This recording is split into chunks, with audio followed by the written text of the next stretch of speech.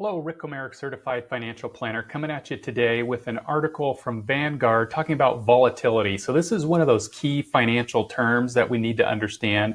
It's a basic term, but it's important. And what it really has to do with is risk. Volatility is a measure of risk.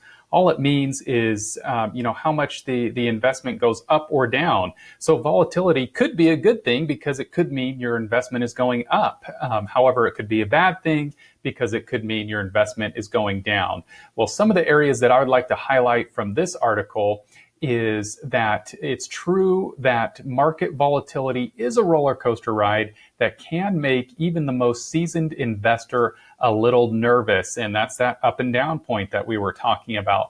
But it can get a bad rap. And really what we want to do is focus on this right here, because we shouldn't expect a premium for holding stocks without the volatility, and what we can do to manage our emotions when volatility hits center stage. So that's going to be the key point here, is what we do about the volatility.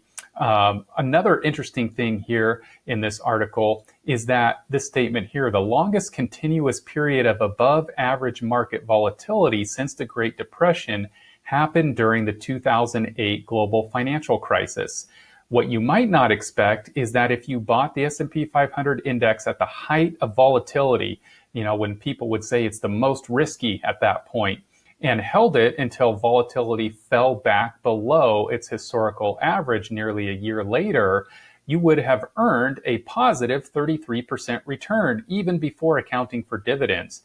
So I find that quite interesting that even in the highest times of volatility, that the market actually produced, a positive return. Key takeaway there is that volatility doesn't necessarily mean negative returns. You can earn a positive return even in a volatile time. Remember that short-term volatility is the price for long-term outperformance. That's another key fact in this situation here that we're looking at with volatility, which leads to this statement: ignorance toward volatility can be bliss.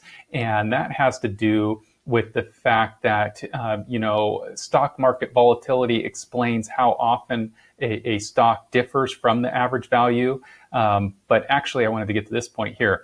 The upshot is the less frequently you peek at your portfolio, the less likely you are to see a loss and potentially feel the danger and regret. So that's what they're getting at when they say ignorance towards volatility is bliss. So here's a real example of that. If you were to look at the market every day on a one-day basis, right, there would be a median return or average return of around 0.6% for that day. And you would expect it to be positive just barely half the time, 54%.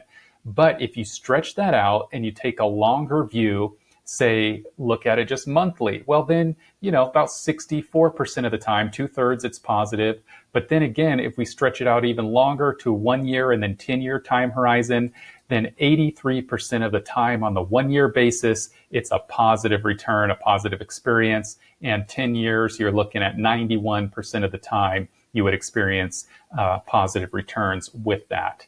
So the final thing I'll get to is this quote from Nobel laureate Daniel Kahneman. And he said, if owning stocks is a long-term project for you, which I would say it should be because we're not day traders around here, then following their changes constantly is a very, very bad idea. It's the worst possible thing you can do.